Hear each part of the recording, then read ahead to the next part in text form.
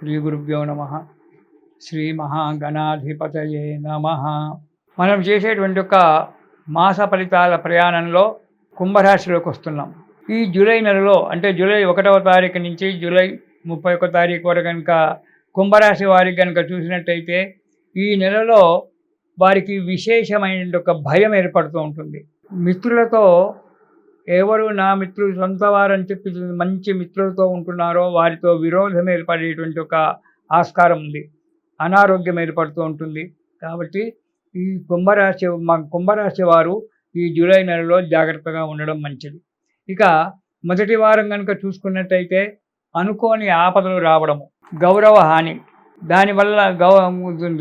దానివల్ల విచారము, ఒకదానికొకటి లింక్ ఉంటుంది.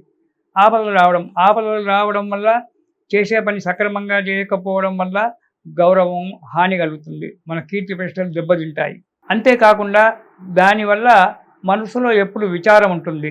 సోదరులతో కలహం లాంటివి ఏర్పడడానికి ఆస్కారం ఉంది.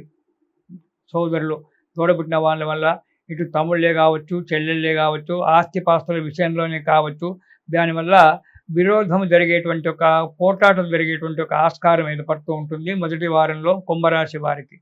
ఇక రెండవ వారం కనుక చూసినట్టయితే యత్న కార్యసిద్ధి, అనుకున్నటువంటి ఒక కార్యక్రమాలు నెరవేరడము, ఆరోగ్యంగా ఉండడము, ఉత్సాహంగా ఉండడము, కొత్త వస్తువులను కొనడము అనేటువంటిది జరుగుతూ ఉంటుంది రెండవ వారంలో ఈ కుంభరాశి వారికి జూలై నెలలో. సరే, యత్న కార్యసిద్ధి జరిగింది, ఆరోగ్యంగా ఉంటాము.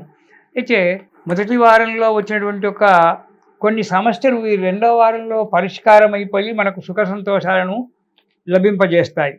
ఇక మూడవ వారంలోకి వెళ్ళినట్టయితే అస్థిరత్వము, ఏదైతే మనం అనుకుంటున్నామో అది స్థిరత్వంగా ఉండకపోవడము, స్థానచలనము. ఒకరింటింట్లో ఉంటున్నాం అనుకోండి, ఆ యజమాని వచ్చి మీరు ఇల్లు కాల్ చేయాలి, రూమ్ కాల్ చేయాలి, నాకు అవసరం ఉంది అని చెప్పి చేయడం, అది కూడా స్థానచలనమే. లేదా ఉద్యోగంలో బదిలీలు కావడము జరుగుతుంది.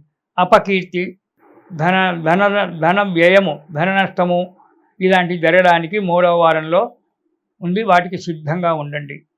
ఇక నాలుగవ వారం కనుక చూసుకున్నట్టయితే ఇందులో కూడా అపకీర్తి అనేటువంటిది ఏర్పడుతూ ఉంటుంది. మనస్తాపం, ఎదుటివారు రెండు మాటలన్నీ మన కీర్తిని నష్టం చేసినప్పుడు మనకు మనస్సు బాధగానే ఉంటుంది.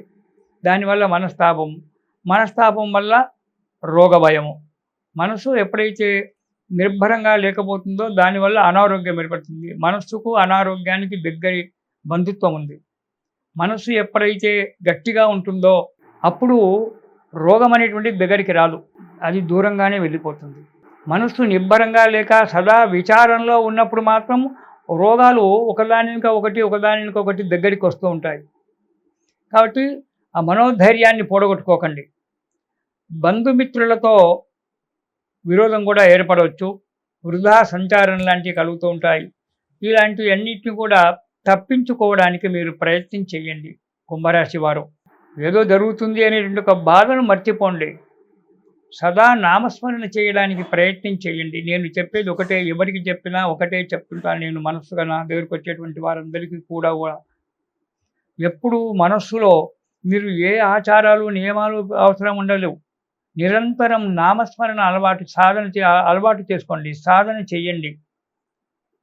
ఇలాంటి వచ్చేటువంటి ఒక ఈతి బాధలు, ఈ ప్రాపంచికమైనటువంటి ఒక సంబంధమైన ఒక ఈతి బాధలన్నీ కూడా నిదానంగా ఒకదానికొకటి తొలగిపోతూ ఉంటాయి. కాబట్టి నామస్మరణ అనేటువంటిది అభ్యాసం చేసుకోండి. ఓం శ్రీరామాయ నమః రామనామే చేయండి, లేదా ఓం శ్రీమాత్రే నమః. అన్నిటికంటే ముఖ్యమైనటువంటిది అమ్మా అని పిలిస్తే నానా నేనున్నాను రా నీకని చెప్పేటువంటిది ఆ లలితా త్రిపుర సుందరి.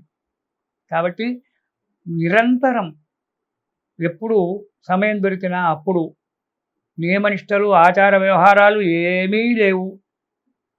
ఆ అమ్మను నిరంతరము ఓం శ్రీమాత్రే నమః అని చెప్పి మనసులో నిరంతరం సాధన చేయడం, మననం చేయడానికి ప్రయత్నం చేయండి. ఇలాంటి బాధలన్నీ కూడా వెళ్ళిపోవడానికి ఆస్కారం ఏర్పడుతూ ఉంటుంది. కాబట్టి మీరు కూడా జన్మలగ్నంలో శని ఉన్నాడు కాబట్టి ఆ శని బాధను తప్పించుకోవడానికి, జన్మరాశిలో ఉండే ఒక శని బాధను తప్పించుకోవడానికి కాలభైరవాష్టకం చదవండి. నిరంతరము లలిత నామస్మరణ చేయండి. అంటే లలిత అంటే శ్రీమాతనే లలిత, ఆ తల్లే లలిత. ఓం శ్రీమాత్రే నమః అని అనుకుంటూ సుఖంగా కాలం గడపండి. ఈ కుంభరాశి వారు జూలై నెలలో మళ్ళీ మనం తర్వాత కలుసుకొని చూస్తున్నాము. కాలభైరవాష్టకం అని ప్రతిరోజు ఒకసారి పారాయణం చేయండి. శని బాధలు తగ్గించుకొని సుఖంగా జీవనం చేయండి. ఇది శుభం.